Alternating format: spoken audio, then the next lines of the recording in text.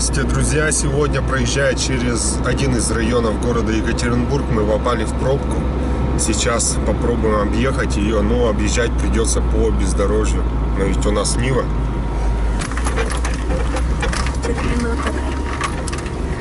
Ага. Вот такой у нас объезд есть по бездорожью. Что такое? А? Да.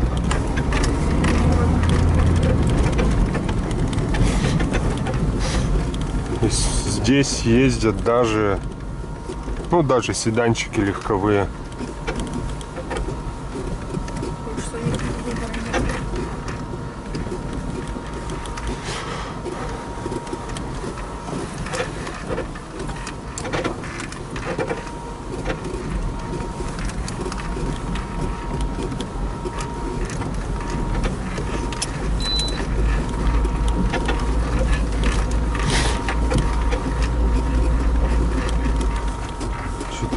Что-то скрипит.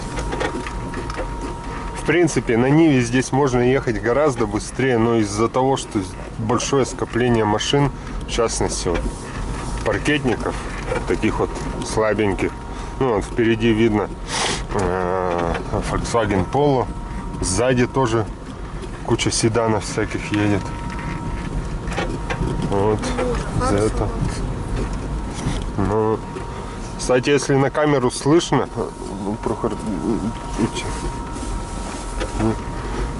кстати, если на камеру слышно, то вот сзади снова заскрипела дверь багажника. То есть изолента, которую я намотал на петлю, она абсолютно не помогла. То есть это временное такое решение, буквально там, я не знаю, может на 1000 километров хватило. То есть не помогает ни подтяжка петли, ни вот эта изолента. Похоже, мне так и придется всю жизнь ездить с тряпочкой на багажной петле. Господи, ты же Юбер, Аркана. Чё ж так тихо-то? Еще кирпичи.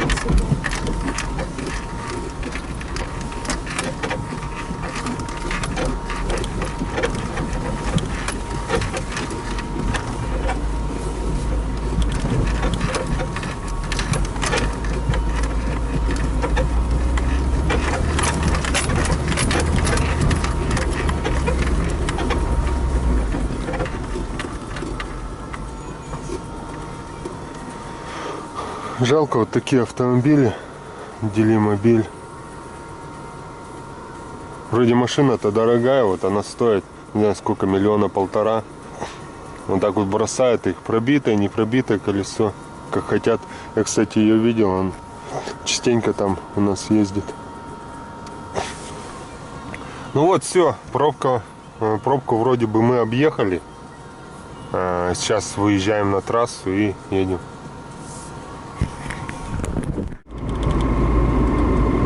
Сейчас прокатился в объезд пробки, думал, это видео даже вообще никогда не выйдет. Но проехав, вскрылось пару вещей, о которых сказать хочу. Во-первых, скрипит она, вот вся скрипит, едешь по бездорожью, все скрипит. Дверь в том числе, где-то непонятно. И начала мигать ошибка какая-то в виде восклицательного знака. Вот, сейчас я видео пересмотрел, да, это действительно вот этот восклицательный знак. Что это значит, я пока не знаю. Но вот именно во время тряски она почему-то вот возникала. Ну вот, как-то вот так вот. Коротенькое видео. Вроде всего 13 тысяч километров, чуть больше. А уже скрипит, уже мигают какие-то ошибки.